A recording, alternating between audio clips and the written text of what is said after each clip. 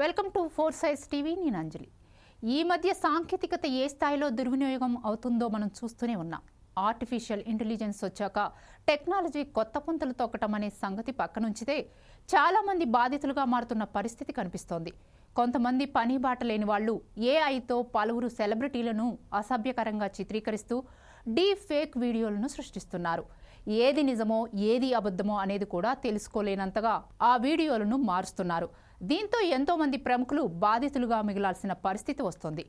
ఇలా ఏఐని దుర్వినియోగం చేస్తున్న వారిని కఠినంగా శిక్షించాలన్న డిమాండ్స్ ఇప్పటికే పెద్ద ఎత్తున వస్తున్నాయి.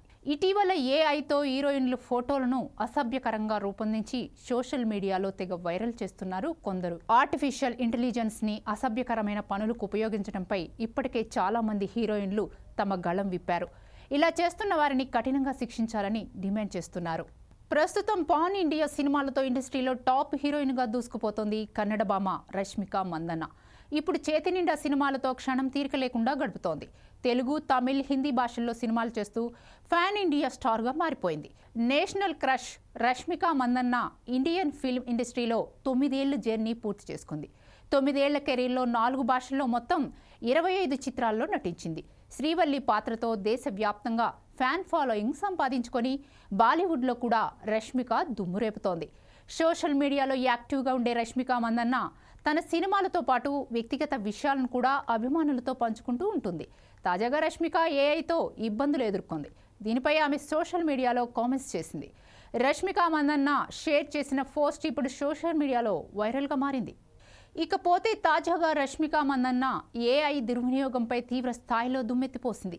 రష్మిక లాంటి స్టార్ హీరోయిన్లను ఇటీవల కొందరు డీప్ ఫేక్ వీడియోలు, ఫోటోలు, ఏఐ జనరేటెడ్ అసభ్యకరమైన ఫోటోలతో టార్గెట్ చేస్తున్నారు. దీనిపై రష్మిక స్పందిస్తూ, నిజాన్ని మార్చే ఈ రోజుల్లో ఏది నిజమో ఏది అబద్ధమో తెలుసుకోగలగటమే మనకు రక్షణ.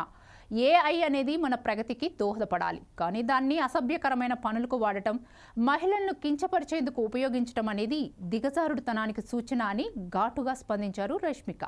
గుర్తుంచుకోండి, ఇంటర్నెట్ ఇకపై సత్యానికి అద్దం కాదు. ఇది ఏదైనా కల్పించగల కాన్వాస్.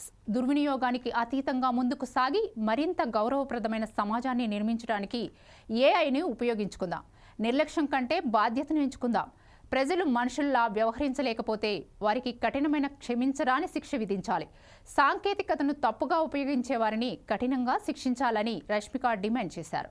భారత సైబర్ క్రైమ్ కోఆర్డినేషన్ సెంటర్ అధికారిక హ్యాండిల్ సైబర్ దోస్తును ట్యాగ్ చేస్తూ ఆమె రాసిన పోస్ట్ ఇప్పుడు వైరల్ అవుతోంది.